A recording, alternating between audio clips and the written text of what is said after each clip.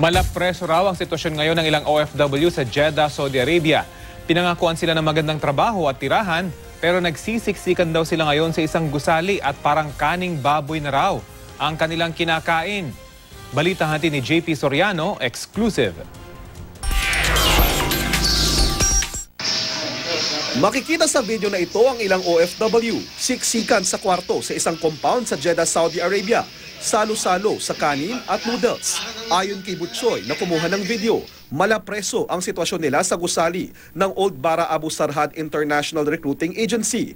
Malayo raw sa ipinangako sa kanilang accommodation. Halos po sa lapag na lang po yung iba natutulog sa sobrang siksikan, sir. Halos 1,000 na po kasi tao dito na Pilipino. Yung pagkain, sir, puro noodles na lang, sir. Saka parang hindi mo na makakain, sir, kasi nga parang kaning baboy na, sir. Pangako raw kay Butchoy ng recruitment agency, sweldong nasa 1,600 riyal o katumbas ng mahigit 20,000 pesos, magandang tirahan at trabahong may kaugnayan sa kanyang pagiging graphics artist. Pero mekaniko ang naging trabaho at napakaliit daw ng sweldo.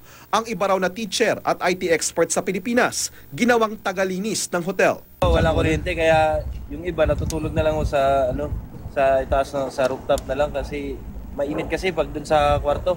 Tapos aircon, siksikan din 30 kami sa isang kwarto. Pinuntahan namin ang Wise Recruitment Agency pero nais muna raw nilang ma-verify ang authenticity ng video bago magkomento. Handa naman daw sila makipag-ugnayan sa POEA. Ang mga kaanak ng ilang OFWs nagpunta na raw sa POEA para magreklamo. Naipaalam na raw ito ng POEA sa recruitment agency at sa Polo Office sa Jeddah. Dapat po yan ay sagutin ng agency. Kung talagang wala silang trabaho pagdating doon, walang accommodation at yung food ay ganun po nga ang klase, so kailangan po mag-explain ng agency. At sabi ng POEA, hindi na lang sapat na lisensyado ang mga recruitment agencies.